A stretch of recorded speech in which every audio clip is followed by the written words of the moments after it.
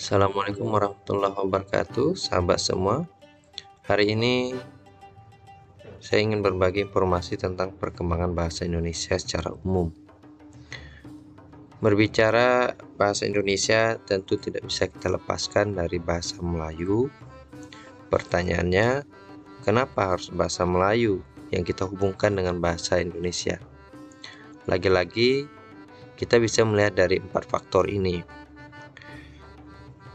Yang pertama, bahasa Melayu merupakan lingua franca di Indonesia atau bahasa perdagangan maupun bahasa pengantar, di mana pada masa itu aktivitas kehidupan lebih banyak berorientasi pada perdagangan, sehingga bahasa Melayu menjadi akrab digunakan waktu itu. Kemudian bahasa Melayu sistemnya sederhana. Kita mengenal dialek bahasa Melayu ada e atau o. Nah, ini juga tidak jauh pergeseran ketika kita menggunakan bahasa. Dan kemudian ketika masuk menjadi bahasa Indonesia, perubahan e, o menjadi a, itu maksudnya. Di sisi lain, dalam catatan sejarah, suku-suku lain sukarela menerima bahasa Melayu menjadi bahasa nasional.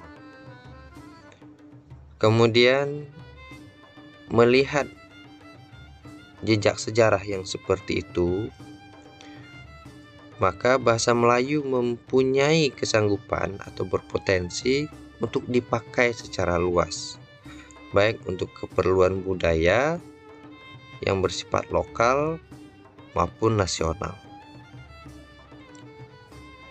Kemudian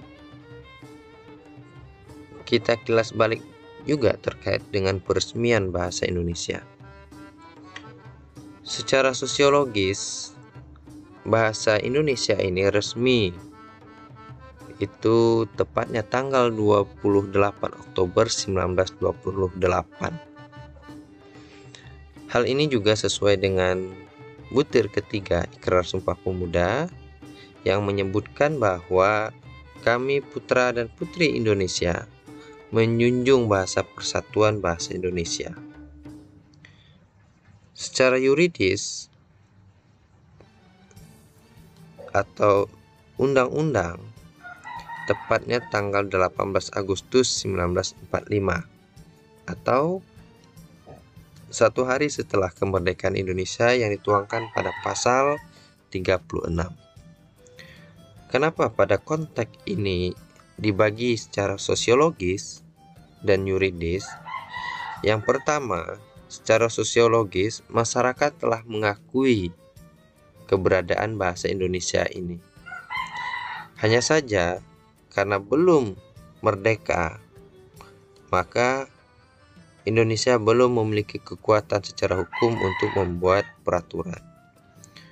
Kemudian setelah merdeka, barulah ditetapkan undang-undangnya dalam pasal 36 yang dikenal dengan secara yuridis. Dalam pidatonya pada Kongres Nasional kedua di Jakarta, Yamin mengatakan bahwa jika mengacu pada masa depan bahasa-bahasa yang ada di Indonesia dan kesusastraannya, hanya ada 2 bahasa yang bisa diharapkan menjadi bahasa persatuan, yaitu bahasa Jawa dan Melayu. Tapi dari 2 bahasa itu, bahasa Melayulah yang lambat laun akan menjadi bahasa pergaulan atau bahasa persatuan. Hal ini bisa kita rasakan saat ini. Dalam hal itu, ada beberapa peristiwa penting yang terkait dengan hadirnya bahasa Indonesia. Di antaranya, adanya penyusunan ejaan resmi Foundation. Adanya pula pendirian Taman Bacaan Rakyat. Diberikannya kebebasan penggunaan bahasa Melayu dalam berbagai forum.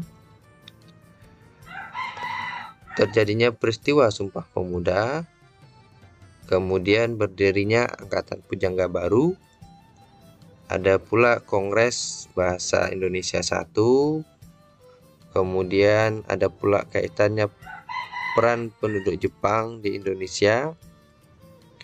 Setelah itu ada pula penetapan bahasa Indonesia sebagai bahasa negara, penetapan ejaan Republik atau yang lebih dikenal pula dengan ejaan Suwandi, Kongres Bahasa Indonesia II, kemudian penetapan pemakaian ejaan baru, pengubahan nama lembaga bahasa nasional, ada pula Kongres Bahasa Indonesia III, penetapan bulan bahasa, Kongres Indonesia IV, hingga saat ini sudah Kongres Bahasa Indonesia yang ke-11.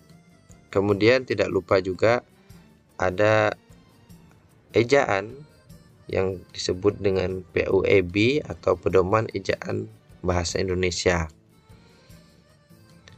Di sisi lain, ada hal yang juga turut mendukung dari peristiwa itu, yaitu ada peristiwa Budi Utomo, hadirnya Serikat Islam, kemudian Balai Pustaka, ini berupa penerbit, kemudian ada gerakan pemuda yang dikenal dengan Sumpah Pemuda.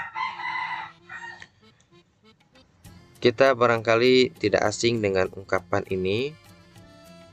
Kami putra dan putri Indonesia mengaku bertumpah darah satu, tanah air Indonesia.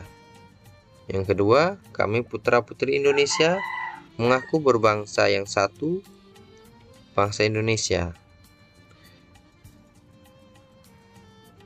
Kami putra putri Indonesia menjunjung bahasa persatuan bahasa Indonesia. Nah, kita bisa melihat teks ini. Pada bagian pertama dan kedua, fokusnya mengaku. Sementara pada bagian bahasa, menjunjung. Maknanya adalah, pada konteks bahasa, kita tidak cukup hanya mengakui keberadaannya saja, tetapi ketika sudah masuk ranah menjunjung, artinya selain mengakui, kita juga menerapkan atau menggunakan dalam kehidupan sehari-hari sebagai bentuk bukti nyata. Ini harus disadari secara luas bahwa Sumpah Pemuda ini punya makna yang luas terkait dengan penggunaan bahasa, khususnya bahasa Indonesia. Dan saya tidak ingin berperspektif yang lain terkait bagaimana hadirnya bahasa-bahasa lain selain bahasa Indonesia. Namun pada konteks ini, nuansa Sumpah Pemuda ini punya kekuatan tersendiri, punya nilai sendiri, betapa punya keinginan menyadarkan masyarakat bahwa kita penting sekali menggunakan bahasa Indonesia secara umum untuk kepentingan global, bahwa satu di antara pengangkat martabat itu adalah dari bahasa. Oleh sebab itu, terkait dengan itu pula, kita harus mengetahui sedikit banyak tentang formula bahasa Indonesia.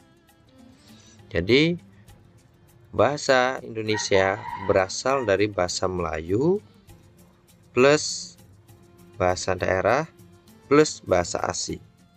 Maka BI sama dengan BM tambah BD tambah BA. Inilah bahasa Indonesia yang kita gunakan hari ini, yang di dalamnya lagi-lagi saya ulang ada bahasa Melayu, bahasa daerah maupun bahasa asing. Terkait dengan penggunaan bahasa Indonesia ini secara luas, kita bisa melihat peraturan atau surat edaran yang dikeluarkan oleh Kemendikbud pada tahun 2018